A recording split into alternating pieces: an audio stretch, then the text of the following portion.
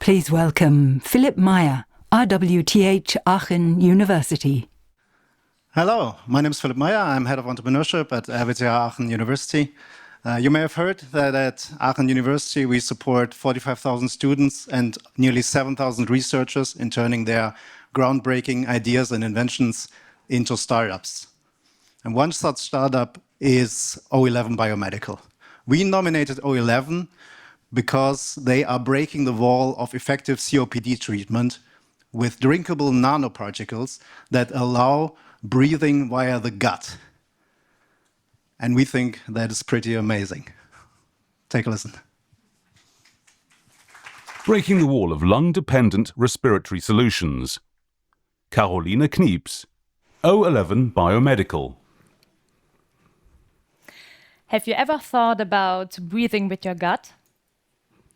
Probably not, right? But this is exactly what we are making possible. So, inhaling oxygen and exhaling CO2, a healthy breathing process. But for chronic respiratory patients with narrow airways, the problem is that the CO2 is getting stuck, not only in their lungs, but in their whole body system, slowly poisoning these patients to death. And we are talking about 43 million patients worldwide.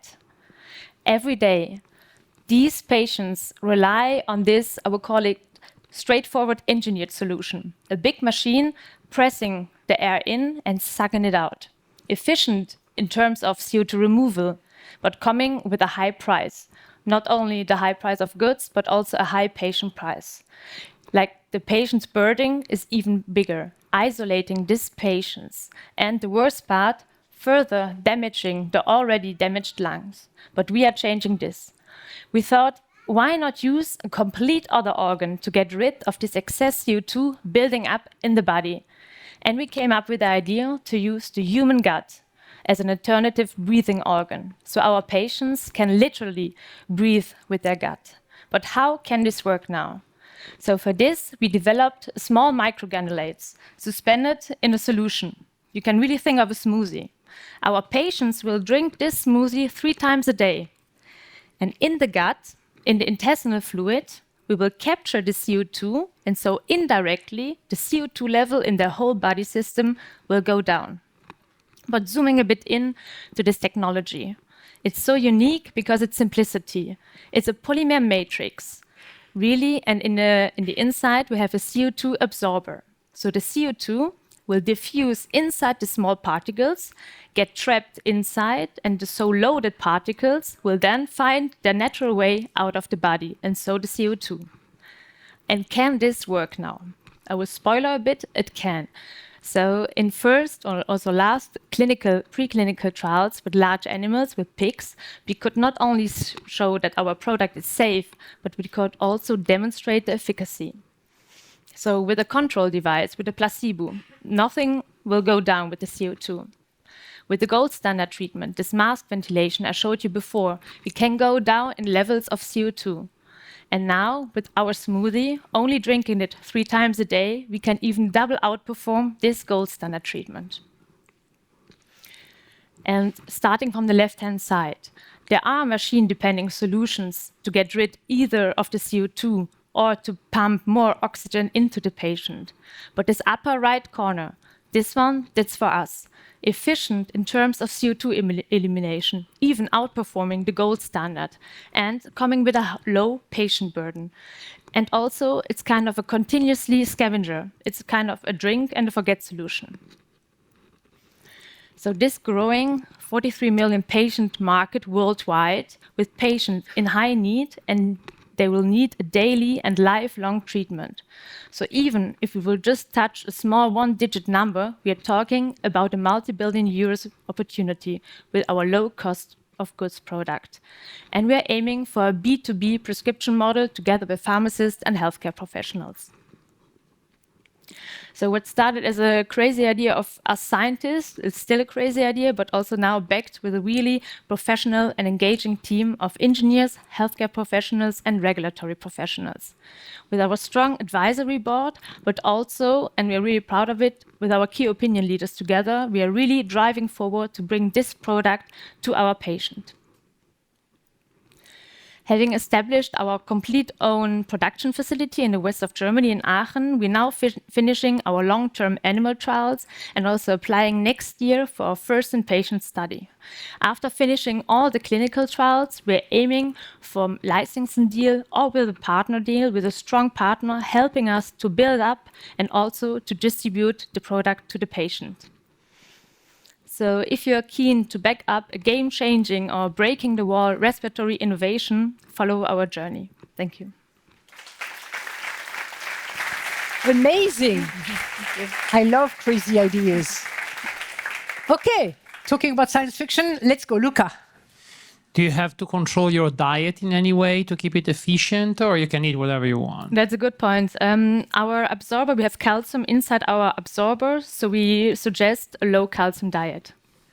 Andrea, you can continue.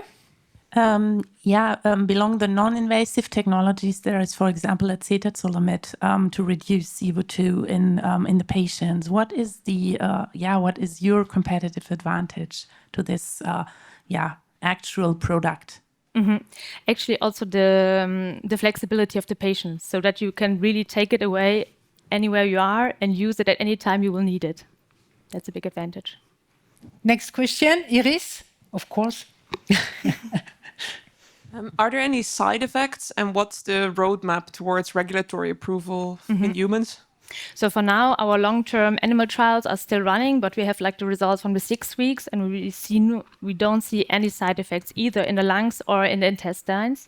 And regulatory-wise, we are now applying mid of next year for the first in-human study, and then we'll carry out beginning of 2027, and then following the different phases for the regulatory approval. Okay, I give it to the audience for once. I don't see anything from the jury. Please Thank you very much. I'll make it quick. What's the shelf life, and does it have to be refrigerated? No, that's room temperature. And just this week, we received the current shelf life conditions, and it's up to 2 years. Yeah. Okay. Not in the solution, just the powder, just to be clear.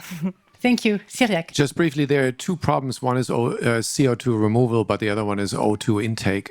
How do you handle the O2 intake part? Yeah, so I mean, this is really the first time we can really separate the O2 intake from the CO2 removal, but some patients will still need the oxygen supply. So not all the COPD patients, but it will be that a small group of patients will still need oxygen supply in addition. Luca again, please. Do you have to keep the smoothie under nitrogen? But, sorry? Do you have to keep it under nitrogen? No. So it does not take up CO2 from the atmosphere? No, exactly. Okay. Because normally, I mean, that's just a demo, but normally you have it as a powder, you will stir it in a glass of water and drink it within an hour. So that's just you can also put it in a smoothie, of course, but normally you should drink it kind of quickly within an hour. We have a question here. Yes, in the audience. Oh, sorry, Inga.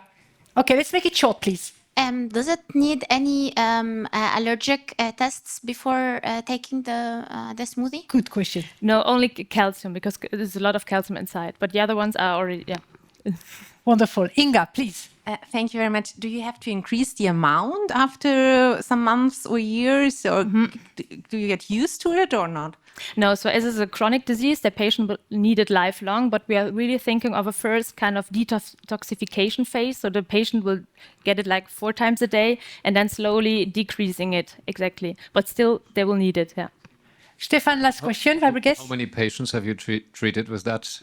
Was it already? We're still preclinical. So you're in vivo, ex vivo. Where are you? We are preclinical. So we have we developed a COPD pig model, the first one as well. And we still have 37 seconds. So yeah, here in the second row, and maybe if you make it fast, maybe. Is it possible to apply to sports, for example? Really, really good question. Yeah, it is. Yes, it is. Yeah. Wonderful. Next question. How does it taste? Yes. Until now, it's actually tasteless, but we added a bit of ascorbic acid, so it's slightly lemonish, I would call it. Lemon, that's great. Okay, I think that with 7 seconds, that was very interesting, fantastic for the back and forth. Excellent.